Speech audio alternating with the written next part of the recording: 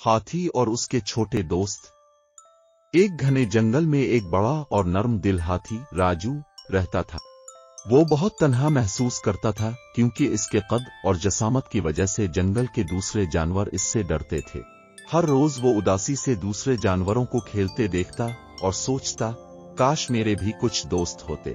एक दिन उसने फैसला किया कि वो नए दोस्त तलाश करेगा। यही सोचकर वो जंगल में निकल पड़ा। रास्ते में उसने देखा कि एक खूबसूरत खरगोश चंचल दरख्त के नीचे बैठा अपनी पसंदीदा गाजर खा रहा था। राजू ने नरमी से कहा, हेलो चंचल, क्या हम दोस्त बन सकते हैं?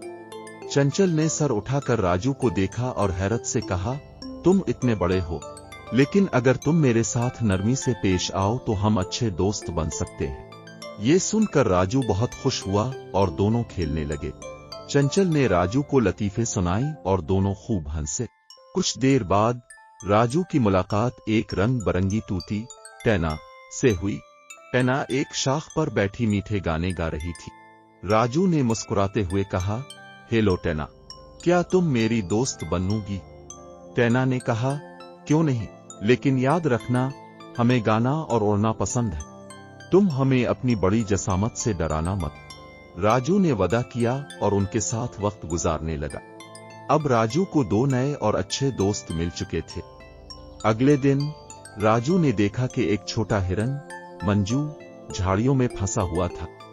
मंजू खौफजदा था और मदद के लिए पुकार रहा था। राजू ने अपनी बड़ी सूंड से झाड़ियां हटाईं और मंजू को आजाद कर दिया। मंजू ने शुक्रिया अदा करते हुए कहा, तुम वाकई बहुत अच्छे हो, क्या हम भी दोस्त बन सकते हैं? राजू खुशी से बोला, जरूर, दोस्तों की जगह दिल में हमेशा रहती है। कुछ दिन बाद जंगल में एक बड़ा खतरा पेश आया। एक शिकारी जंगल में जाल लगाकर जानवरों को पकड़ने की कोशिश कर रहा था। चंचल ने यह देखा और फौरन राजू को खबर दी। राजू ने फौरन एक मंसूबा बनाया।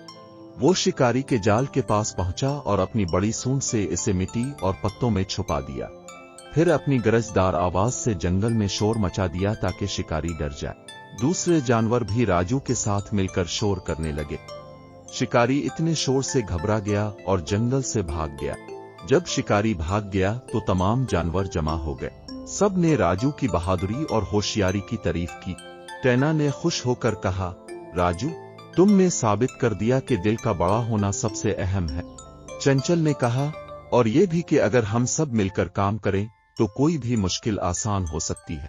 राजू ने मुस्कुराते हुए कहा, मैंने सीखा है कि दोस्ती में जसामत, रंग या ताकत की कोई अहमियत नहीं, बल्कि मोहब्बत और नियत की अहमियत है।